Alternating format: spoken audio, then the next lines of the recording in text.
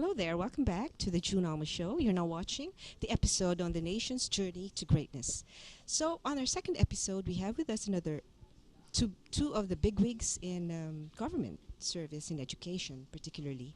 So, we're lucky to have with us our two guests again. First, we have Dr. Luz Almeida from the DepEd NCR Regional Director. Good evening, ma'am. Thank Good you for evening joining po. us in the show. Yes, thank you. And we also have Dr. Marty Hernandez from TESDA. TESDA. She's also the director of TESDA, a very popular agency of government. Thank you. So, to continue what we had talked about earlier about the book of my mother, The Nation's Journey to Greatness, how have each of you encountered yourselves with my mother? I know she has been active in practically every aspect of education, being in the service of the country since she was 17 years old until she has retired after 50 years of service. So, particularly the DepEd, I know she has been like a permanent fixture at the DepEd. So, would you like to recount your experience with my mother? So- Yes, I consider former Secretary Valis Noor really as one of the top caliber pillars of Philippine education. At one time, she was our secretary, and we were able to get a lot of inputs and insights in the course of our MANCOM meeting. I was then a superintendent, so I was able to gain some insights, especially her thoughts on how we can really improve and attain our goals and objectives as a department. Mm. She mentioned in her book that one of the fault lines, she has mentioned actually a lot of fault lines, right? And among them were the funding or the budget for education. Yes. And I do know that for a fact that education has been always given the biggest budget yearly. Not always. Mhm. It used to be second or third to the military during the time of the yeah. former President Marcos, Mhm. while as mandated by law, the Department of Education should get the biggest budgetary pie. But it was only very recently, during the time of, I think, President Cory Aquino, Mm. President Ramos, and now that we really have been given the highest budgetary allocation. And also, you also mentioned that there were certain chapters in your book referencing to teacher training, right? And Mhm. everybody knows for a fact that the teachers are the key to, educating our youth and the children, because, like for instance, abroad as early as 10, 20 years back, the teachers were so efficient that they could process the learning within a short span of time, and the children, when they get home, don't have to duplicate by going through tutorials and overburdening their parents who are not in the same page as with regards to the topics in school. And how do you think are you addressing this kind of? Yeah, exactly. Based on the uh, surveys conducted, not just prior to the K to 12 reform agenda, we have had a lot of surveys to find out what's really ailing the Department of Education. And we have focused on one particular factor, which is very critical, the teacher factor. They're saying that the teacher needs to have the best, competence, not only in communication with but also in dealing with the children, creating an environment that is conducive to their children, uh, knowledgeable about the content or subject being taught. These are some of the key areas that our teachers are still quite deficient. So we're trying to address this with K to 12, in that we're trying to come up with small group, cluster group training to capacitate our teachers. And we have identified that teachers really need support in terms of instructional materials. You cannot just be talking, doing chalk and talk the whole day.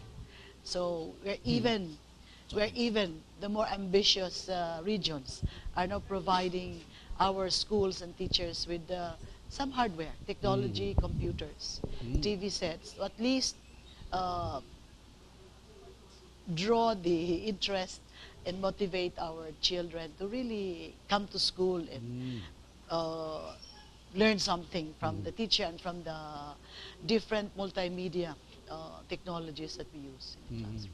What about Dr. Hernandez from TESDA? Yes, Doctor. So, would you like to share with our televiewers how the TESDA has been benefiting from the book, The Nation's Journey to Greatness? Mhm. How will the book apply to TESDA?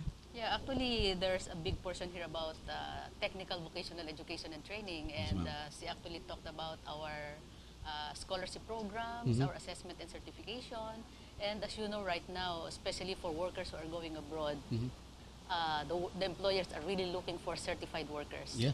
So assessment is really a very important component because just like PRC, which gives license to our professionals, it is TESDA that is issuing the certificate of competency to our workers.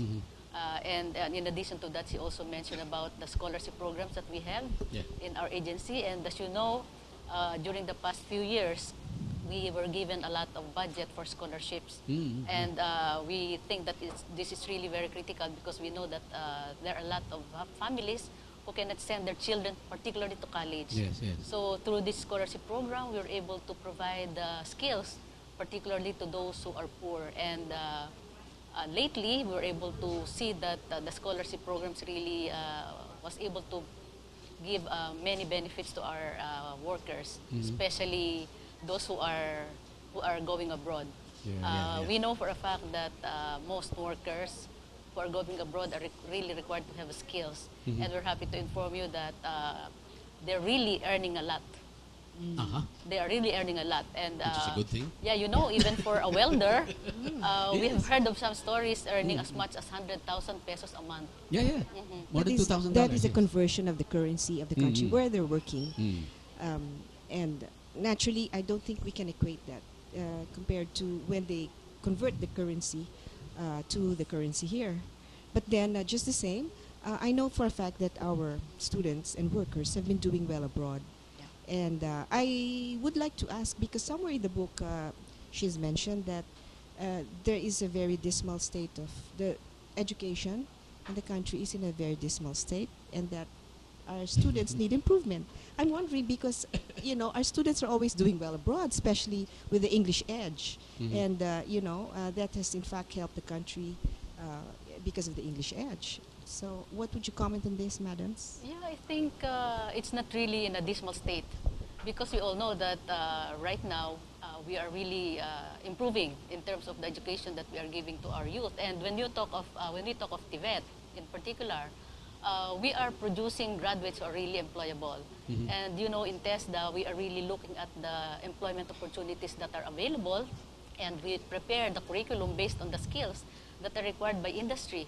And we are really partnering with the industry so that we are really guided as to first what courses we need to offer, Yeah. and then second, what are the competencies that we need to teach to these Exactly. students. So even companies are partnering with us so that we can really prepare workers who are employable. Yeah. We are not producing trainable graduates, but more of employable Already. graduates. And maybe we can tell you that as of now, based on our recent impact evaluation, There you go. 61% of graduates of TechVoc have found employment within 6 months to 1 year after their graduation. Techvo, technical vocational. Yeah. Actually, that's the prophecy and the recommendations of the late Dr. Armand Fabella has actually come to pass through your program in TESDA, because at least now the money really goes where it's supposed to go. Unlike before, well, at the risk of being sued by the care of the cybercrime prevention law, I will say that the money didn't really go to where it was supposed to go. But now, because of the data that you're supplying, it's obvious that you're doing something good. However, one caveat that I know is it needs to be addressed that you need to advertise it, you need to get it out there, you need to get the word out there. Because I know a lot of people, they don't know. They don't know, and another thing is that most Filipino families really don't like TVET Oh, They yeah, don't. there They you don't go. like manual labor. They Yes, don't like there you go. this kind of work that require. There's a stigma associated with So there's blue collar. really- That's why there's really a need to There's a need to Exactly. propagate. harmonize, There you go. Yes. to align the vision of the Yes. department. You know, Exactly. we produce their students, and many of them do not go to TESDA. They end up after high school graduation because Yes. that's basic education. So we are already at senior high school with K to 12, which will take effect in 2015, 2016. They at least have a foundation on the choice of tech voc that will be relevant or Yes. applicable to their own particular choice of, Yes, yes. Hopefully, skill. that problem actually is a PR problem. You should Yes. get the word out there because how will people know? And then you have to shape their minds into accepting the fact that there's nothing bad about blue collar work as long as you're making the bucks. And right now, you know, those workers are really earning a lot. Are the Yes, skilled workers? yeah, you know, they make more than the doctors here. No? Actually, I think there has been an improvement already in our overseas workers Yeah. because whereas before they were just like, caregivers and Domestic but now helpers. domestic Yeah. helpers. But now there has been a trend, uptrending Yes. for managerial positions for Filipinos, and they're all doing well abroad, Yeah. everywhere abroad. Supervisory and I'm also. happy to note that. Yeah, and what with the book of my mother is actually very technical. When I read it, it's quite it's quite difficult to. For It's not easy educators, reading basically. actually. Yeah. It's not easy reading. So whom else would you recommend would need So the, as to read mentioned the book? earlier Mm. to Ma'am Mona, I'm going to buy a few copies and gift my superintendents and key leaders in the department in NCR, so that will give them a blueprint, a roadmap on where we were in the past, where we are now, and where we're going. Because I think this is clearly spelled out in the book. Or have it discussed in meetings that you have on a regular Yes. basis. So I'm you- interested bite-sized actually chunks. with testing and assessment because we've been trying to benchmark from other countries on the need to have an assessment body that is autonomous and independent. Because currently our assessment body is the in ATRC, which is part of the Department of Education, which could be quite biased, you Yeah, know, yeah, yeah. not really an objective, independent body. So if we get an outsider, let's say a consultancy group that only addresses the problem of what's really ailing the department.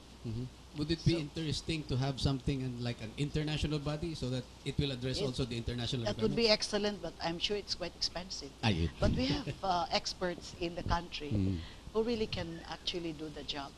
So there you go. We have another exhaustive discussion about the state of education in the country. And so we shall pause again for a break. And please do stay tuned because we have more interesting topics to talk about to follow. See you. Thank you very much.